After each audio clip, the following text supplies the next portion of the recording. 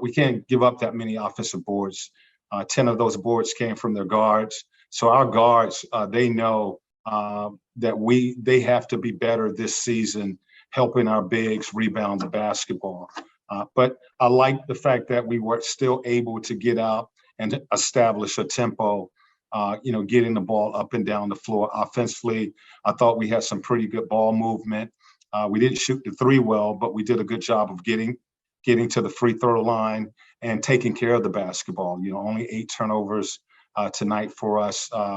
We had 28 free throws. So that tells me that we were pretty aggressive tonight, attacking the basket. Thank you. Next question goes to Kevin Chouinard.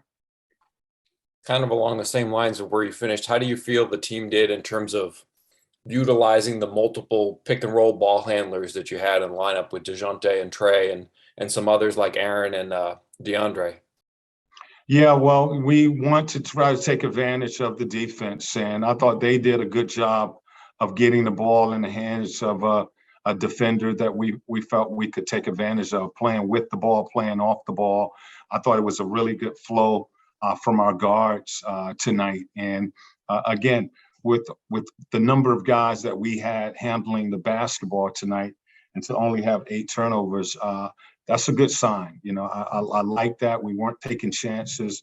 We were keeping the ball simple, keeping the game simple, doing a good job of attacking the basket and getting to the free throw line. So I like, the fact that we have multiple guys that can handle the ball, and we were able to play DJ and Trae off the basketball tonight.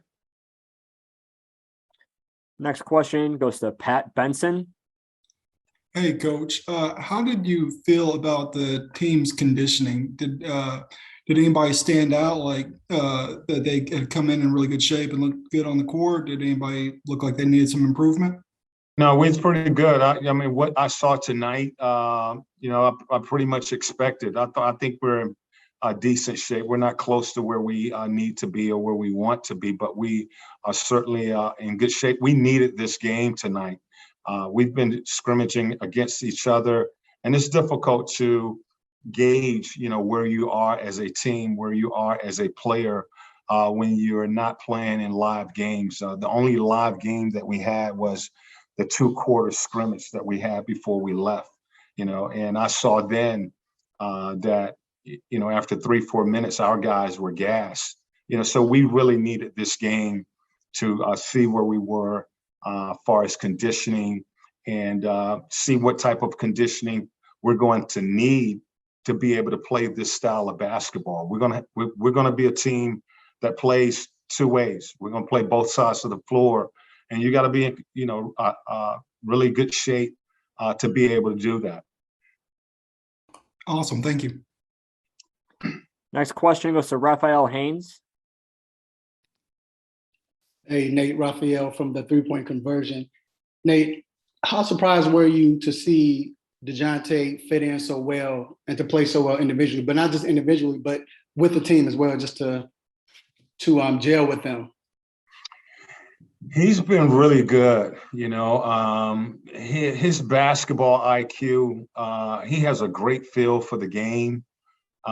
He certainly can play with the ball, but he understands getting teammates involved, when to get teammates involved. He was initiating most of the offense tonight, getting the ball to Trae and DeAndre and John, as well as taking his opportunity when he felt that he had the matchup. I think it's going to get better because of his basketball IQ. The thing that he was a little bothered by tonight was the defensive effort by our guys. He just felt that we can play. He knows that we can play better D. We're going to need to play better defense, and he will be the guy that establishes that for us. And as I told him, we just have to continue to work and condition ourselves to be able to play that style of play. He will be the guy that establishes that tempo for us. Thank you. Next question goes to Lauren Williams. Speaking of conditioning, I mean, what do you prescribe or get them to do to kind of get you guys where you want to be conditioning wise? Well, we just prepare that way, and we also play that way, So, tonight, as I told our starters, really the first 7 guys, I was going to play them between 25 and 30 minutes, and I wanted them to go hard. We was able to do that. I thought Trae pushed himself, and he got his 30 minutes in, and basically I said that I was going to sit him the fourth quarter. Murray was right around 25 at the start of the third. I told him, look, you're going to play 5-6 minutes. You're not going too much past 30. He got his 30 minutes in. So, I think John was right there, and so was DeAndre and Clint. So they were able to get a good sweat tonight. We'll look at how these guys come out of the game tonight. We'll get more guys playing time in the second game. Some of our young guys who didn't play tonight, we will get them in rotation and probably not play Trae in that starting unit as much as we did tonight. Next question goes to Kevin Chouinard. We saw some big lineups with Kaminsky and Capella, Kaminsky and Okongwu. Was that a necessity against a big Bucks team or due to injury? And specifically, how do you think Okongwu did in those types of situations?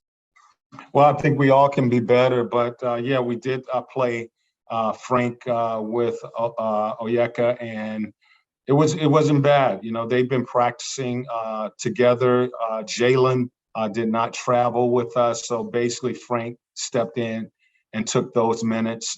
His ability to spread the floor allows him to play out there with a 5-man, but his ability to pass the basketball allows Onyeka to spread. He got up one of the threes that he wanted to get up tonight, and so that lineup is something that we've been playing and experimenting with.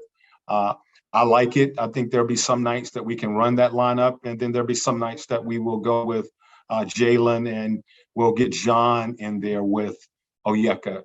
So this is the opportunity for me to, look at some different combinations, some different rotations. In game 2, we'll look at some of our young guys playing a little bit more with both of those units.